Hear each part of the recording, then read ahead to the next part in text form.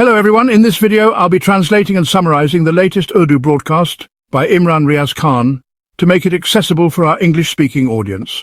Let's go through the key developments and insights in Imran Riaz Khan's words. What did Pakistan give to America? There's a symbolic message in the image. In the picture you can see the army chief giving Pakistani minerals to Donald Trump. This is supposed to be the job of the government, of ministers, of designated departments. There's an entire ministry for minerals, a dedicated institution.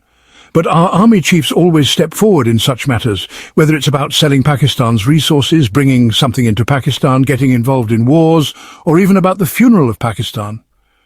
Our generals are always at the forefront. And that's why decisions go wrong, because this is not their job. Their job is security, to guard and protect. Their job is to be watchmen, not to make national-level decisions.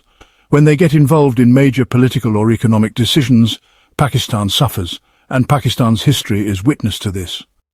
Now, Donald Trump has made a big announcement. You can't take this announcement lightly because Donald Trump, he has met with leaders of some Muslim countries, 6 leaders to be exact, met with him collectively. Then he also had meetings with Shahbaz Sharif and Asif Munir, Pakistan's army chief.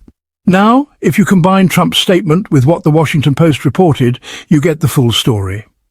Trump said, "We have a real chance for greatness in the Middle East. We are going to do something big and we have a huge opportunity. All are on board for something special for the first time ever. Everyone has been brought on board. Everyone is ready.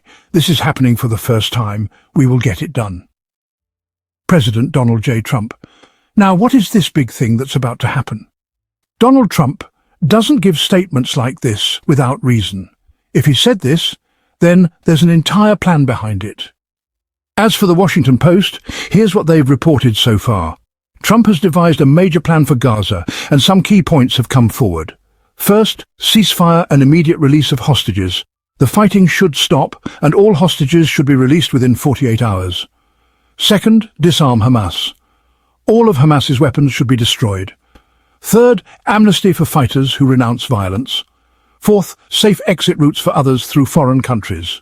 Fifth, humanitarian aid and reconstruction under US leadership.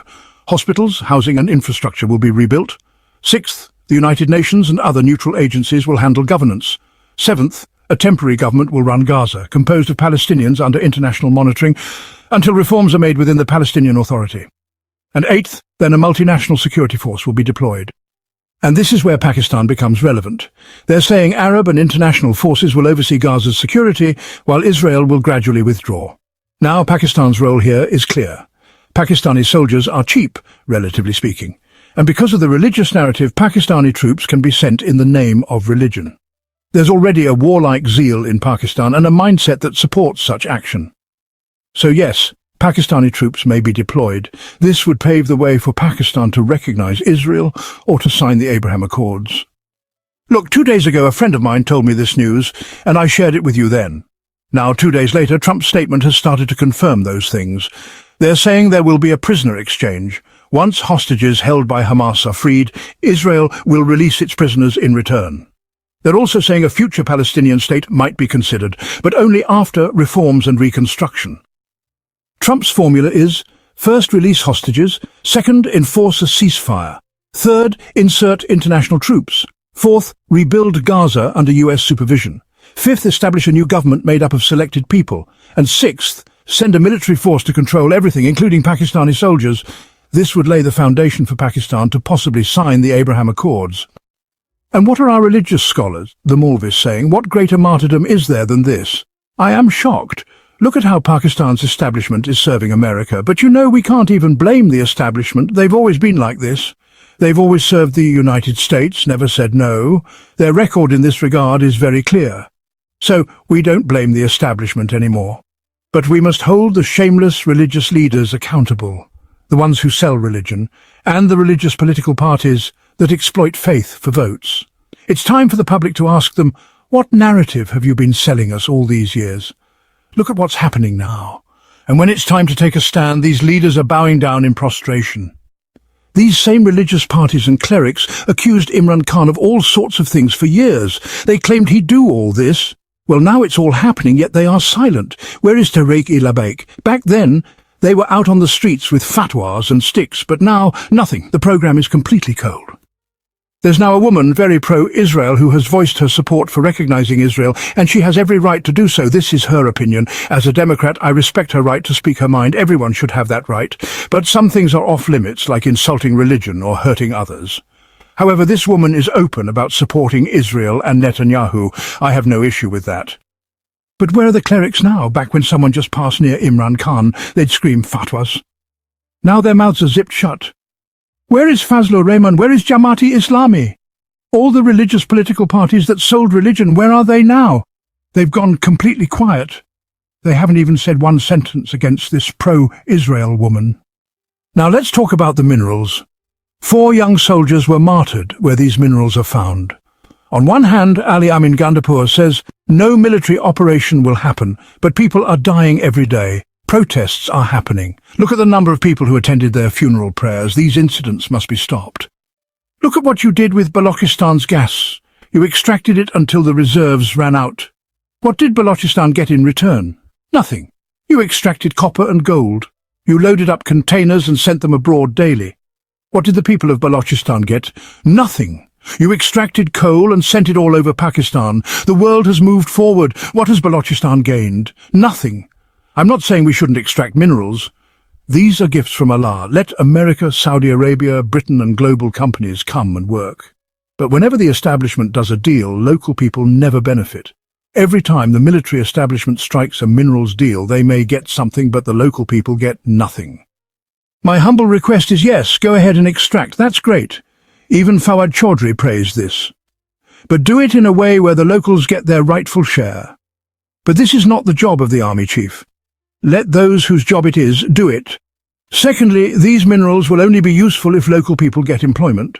If local people get education, proper healthcare and a better quality of life, if there are roads, parks, hospitals, community centres, and they receive higher education, and ample opportunities are created for them, then it's beneficial. In fact, very beneficial. But if you give nothing to the locals, only dead bodies every few days, like these 4 children who were martyred, then there is no benefit. Rather, it's harmful. Now let's talk about Shahbaz Sharif, viewers.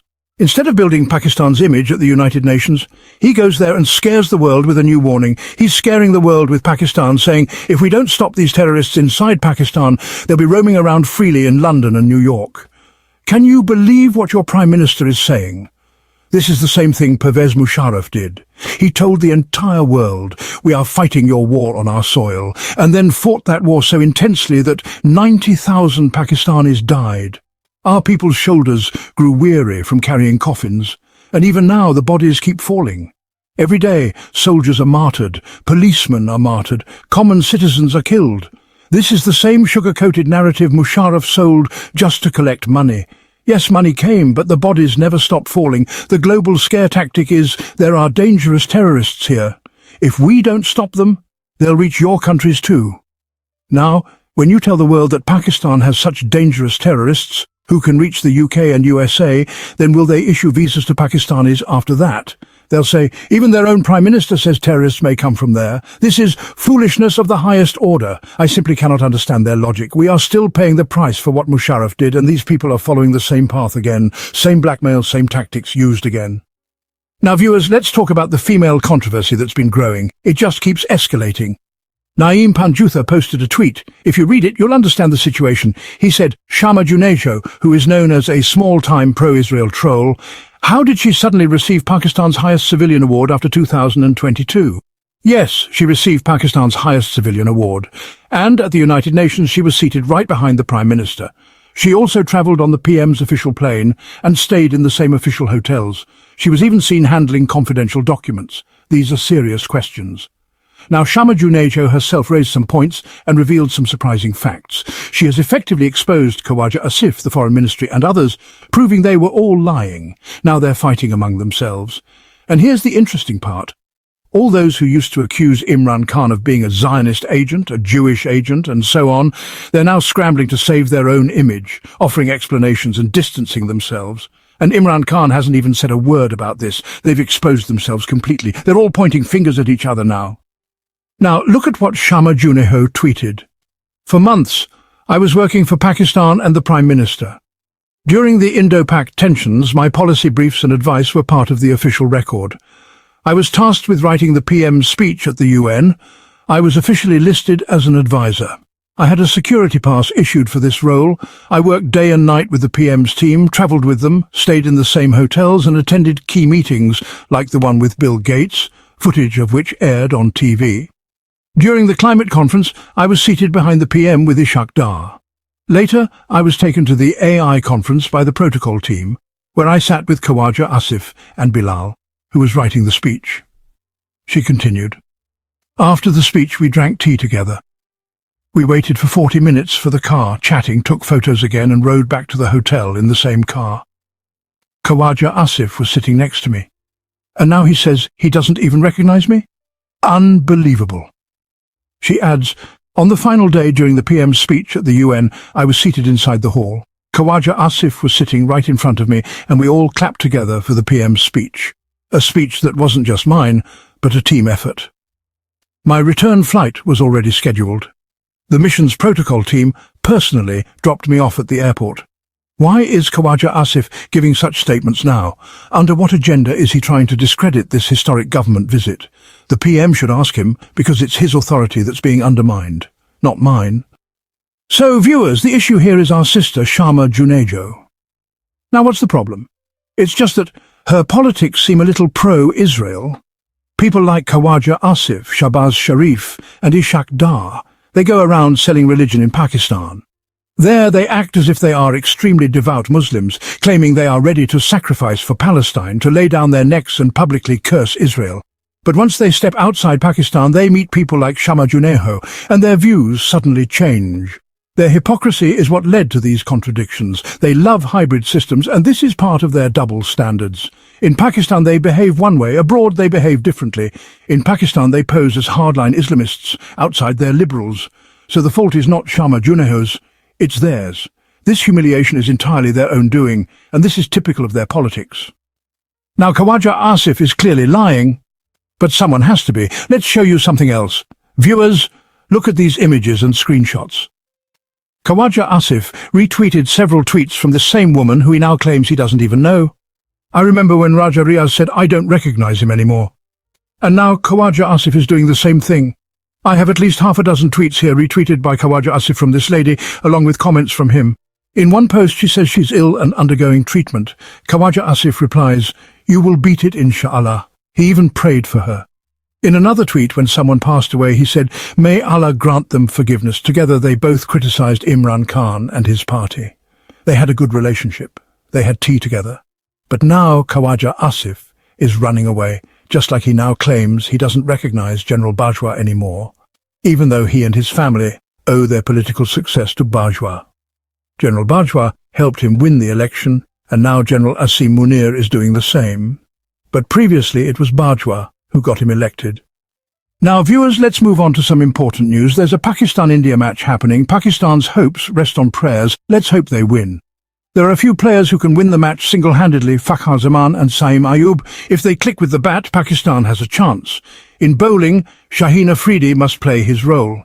He needs to get Abhishek Sharma out early and also Surya Kumar Yadav. If these two get out early, the match will shift in Pakistan's favour. In Kashmir, a protest movement will start from tomorrow. Today is just the warm-up. Police are conducting flag marches while Kashmiri youth are also taking out rallies with flags. The Kashmir Action Committee issued an important statement.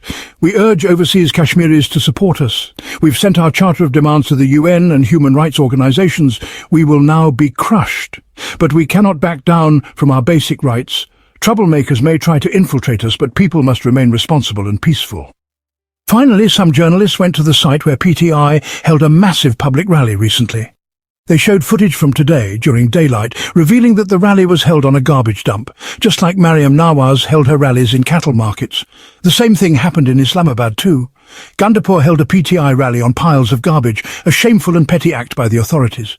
Imran Khan should take notice, but the poor man is in jail. What can he do? For now, this is what the media has shown. That wraps up our translation of Imran Riaz Khan's video. I hope this English version helped you understand his message better. Please like, share and subscribe to Awami Lens to help our community grow. Don't forget to leave a comment below and let me know what you thought of this effort.